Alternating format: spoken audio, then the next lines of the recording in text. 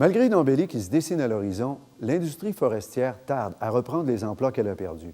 Plus de 4000 postes ont été abolis et plusieurs usines hésitent à relancer leurs opérations. Pendant ce temps en Autriche, plus précisément dans la région du Vorarlberg, grâce à une ressource que nous avons en commun, le bois, l'économie ne cesse de croître et les entreprises exportent partout dans le monde.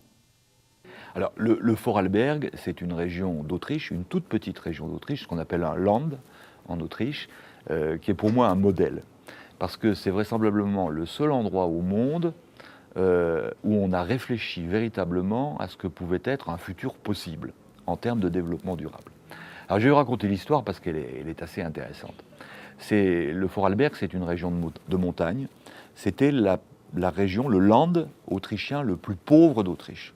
Et puis il se trouve qu'il y a eu une bande de jeunes architectes qui étaient un peu en rébellion avec l'ordre des architectes autrichiens, qui imposait un certain nombre de dictats sur la manière de construire, sur la manière de penser les bâtiments. Et ce sont ces architectes-là qui ont inventé, en s'appuyant sur les réalités locales, on parlait de filières courtes tout à l'heure, qui ont inventé une nouvelle manière de penser l'architecture et la construction, avec une dimension environnementale très présente, d'entrée de jeu.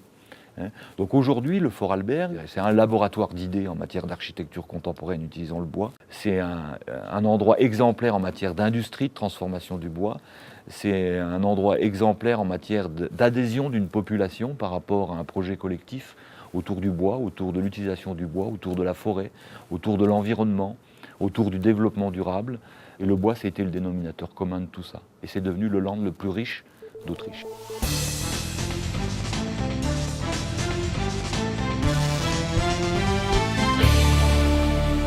Pour tenter de comprendre le phénomène, comparons sommairement les deux régions. Le Saguenay-Lac-Saint-Jean a une superficie de près de 100 000 km². L'Autriche en a un peu moins. Quant à la région du Vorarlberg, le territoire se limite à 3 000 km², soit 30 fois moins qu'ici. À ce qui a trait aux superficies d'exploitation forestière, nous comptons un peu plus de 8 millions d'hectares et eux seulement 94 000, un huitième de notre superficie forestière. Le nombre d'habitants au Vorarlberg est de 370 000 contre 270 000 pour notre région. À ce qui a trait au nombre d'employés de la filière bois, il est somme toute similaire, soit environ 4 000 en excluant les 3 000 emplois des usines de pâte et papier. Hormis notre supériorité au chapitre du territoire, il y a un facteur qui avantage grandement le développement économique du Vorarlberg. Alors qu'ici on dénombre environ une cinquantaine d'architectes, en excluant les technologues, au Vorarlberg, on en compte plus de 600. Cet écart stupéfiant relève en partie de la nette domination de l'Europe au chapitre de l'organisation de cette filière. Un autre facteur a joué en faveur de l'utilisation du bois dans la région du Vorarlberg, les coûts liés à l'énergie. Donc en Europe, le coût de l'énergie ne cesse de grimper. Donc il faut donc en consommer le moins possible. Et au Vorarlberg, on a inventé les premiers habitats passifs. Aujourd'hui, les premiers habitats à énergie positive, c'est-à-dire qu'ils produisent plus d'énergie qu'ils n'en consomment. Enfin, tout un ensemble d'approches dans le domaine de la construction qui s'appuie bien évidemment sur le bois, parce que par rapport à cette approche énergétique, quand on cherche de la performance énergétique dans les bâtiments, on a besoin de matériaux qui ne soient pas des matériaux conducteurs, mais des matériaux isolants. Et dans tous les matériaux de construction, celui qui est le plus isolant et de très loin, c'est le bois. Et ce qui a fait que ça a créé une dynamique tout à fait exceptionnelle. Des entreprises se sont installées pour fabriquer des composants du bâtiment qu'ils exportent partout à travers le monde. Et à partir d'une rébellion de gens qui ont dit « bon, maintenant ça suffit, on va penser différemment », ils ont construit ça. Et le bois, c'était le dénominateur commun de tout ça. Pour aller plus loin, l'Institut des régions ressources a organisé en 2012 un colloque réunissant des panélistes européens venus nous présenter leur vision du développement durable. Parmi ses invités, Dominique Gauzin-Muller, auteur de l'ouvrage « L'architecture écologique du Vorarlberg ». Si la filière bois dans le Vorarlberg a eu un tel essor depuis les années 70-80 surtout, c'est d'abord parce qu'il y a eu quelques jeunes architectes qu'on appelle les Baukünstler, les artistes du bâtiment, qui souvent étaient fils de charpentiers ou de menuisiers, donc qui avaient cette culture du bois et qui connaissaient bien le matériau, qui savaient comment l'utiliser, et ont commencé à dessiner d'abord des maisons individuelles en bois qu'ils ont parfois autoconstruits avec les clients, et puis après des bâtiments un petit peu plus grands, des logements collectifs, et puis après ils sont arrivés aux bâtiments publics, donc des choses de plus grande envergure.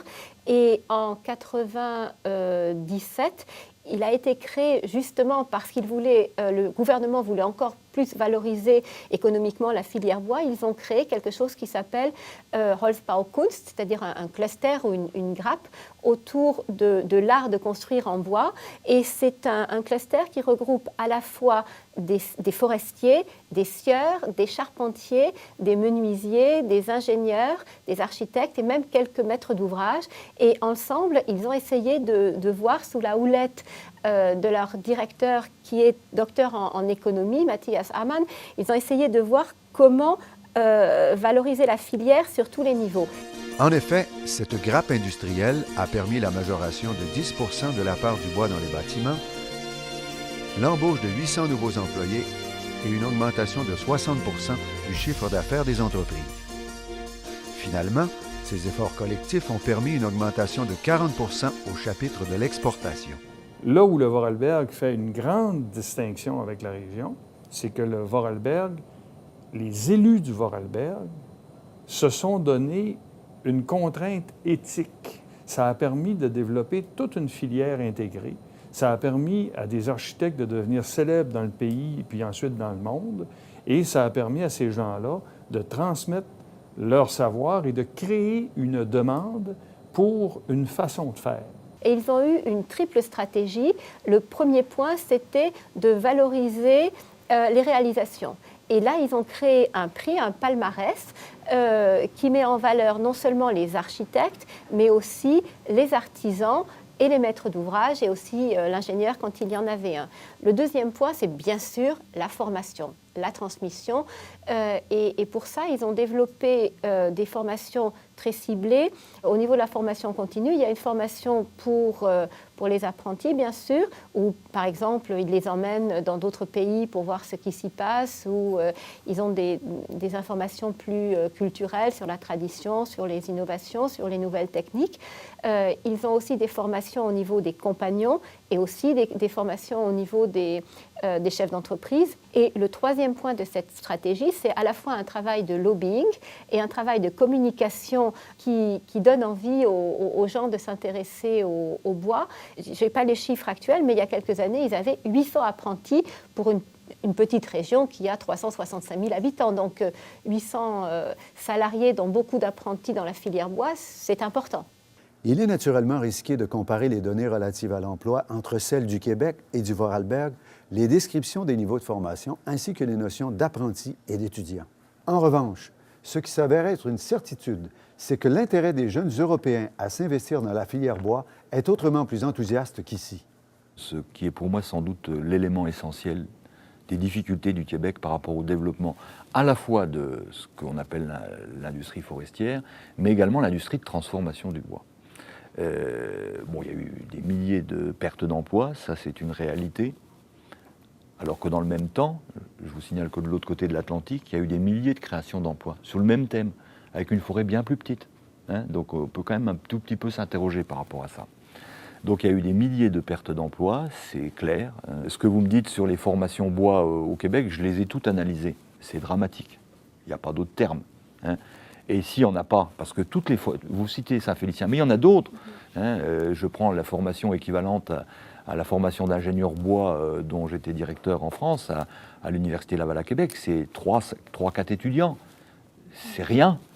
Comment on va écrire le futur du Québec autour de cette industrie-là avec personne ?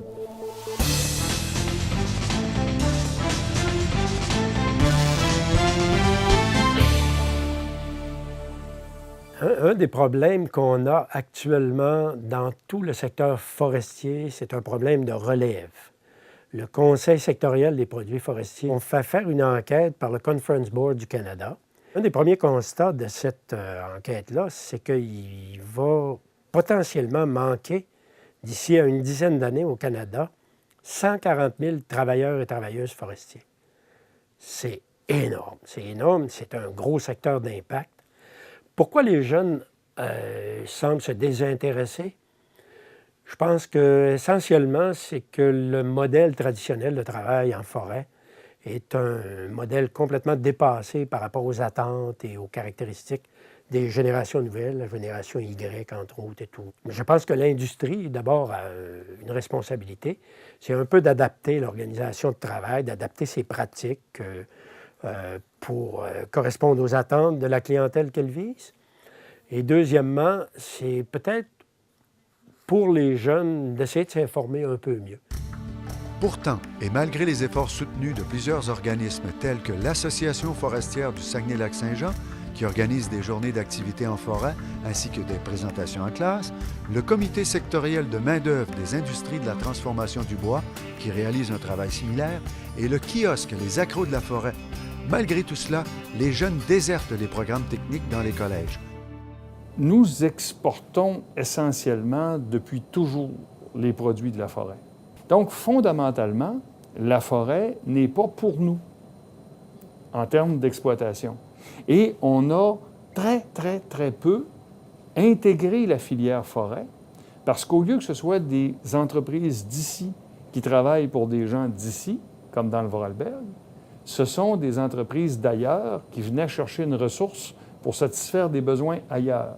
Et ça ne laissait sur le chemin que des emplois dans l'extraction, la transformation brute, et puis la valeur ajoutée. Vous savez, la valeur ajoutée d'un journal, c'est pas le papier, c'est ce qui est écrit dessus.